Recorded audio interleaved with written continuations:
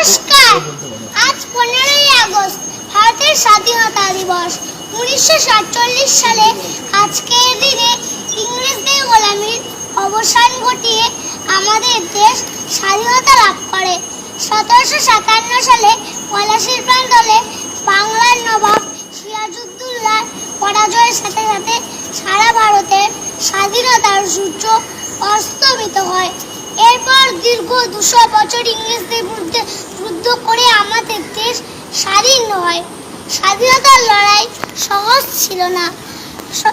সকল ভারতবাসী ইংরেজদের বিরুদ্ধে গর্জে উঠেছিল।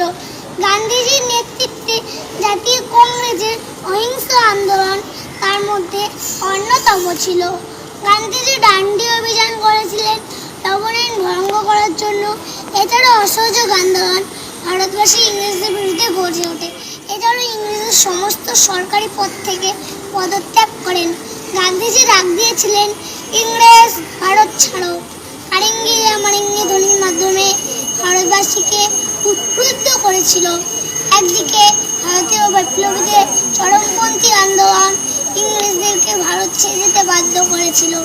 মাতঙ্গিনী হাজরা, বালগঙ্গাধর তিলক, মাস্টারদা সূর্য সেন, ক্ষুদিরাম বসু, ভগৎ সিং, নেতাজি সুভাষচন্দ্র বোস এছাড়াও বহু ভারতীয় নিঃসন্তানের আত্মবলিদানের ফলে আমরা স্বাধীনতা লাভ করি। স্বাধীনতা লাভ করা যত কঠিন তার থেকে অধিক কঠিন হলো একে রক্ষা করা। তাই আমাদের প্রতিজ্ঞা করতে হবে আমরা আমাদের জীবন দিয়ে এই স্বাধীনতা রক্ষা করব। জয় হিন্দ, বন্দে মাতরম, ভারত মাতা কি জয়।